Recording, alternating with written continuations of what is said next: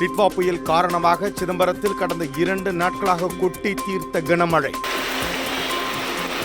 பிரதான சாலைகளில் மழை நீருடன் சாக்கடை நீரும் தேங்கி நிற்பதால் வாகன ஓட்டிகள் பொதுமக்கள் அவதி.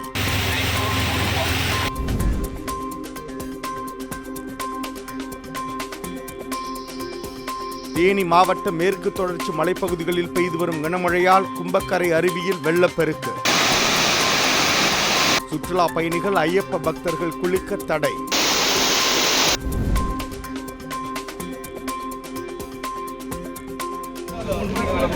டிட்வா புயல் எதிரொலியால் திருவள்ளூர் மாவட்டத்தில் மழை வெள்ளம் தொடர்பாக புகார்களை தெரிவிக்க 24 மணி நேரமும் செயல்படும் கட்டணமில்லா தொலைபேசி எண்.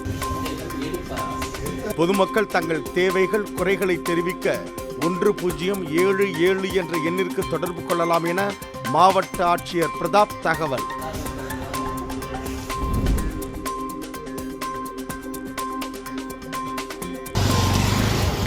ஆம்பூர் அருகே சாலையை கடக்க முயன்ற இருசக்கர வாகனத்தின் மீது கார் மோதிய விபத்தில் இலங்கை தமிழர் முகாமைச் சேர்ந்த இளைஞர் உட்பட 3 பேர் உயிரிழப்பு. இந்த பகுதியில் கடந்த 1 மாதத்திற்குள் ஏற்பட்ட பல்வேறு சாலை விபத்துகளில் இதுவரை 8 பேர் உயிரிழந்துள்ளதாகவும் உடனடியாக இப்பகுதியில் நெடுஞ்சாலைத்துறையினர் தடுப்புகள் அமைக்க வேண்டும் என அப்பகுதி மக்கள் கோரிக்கை.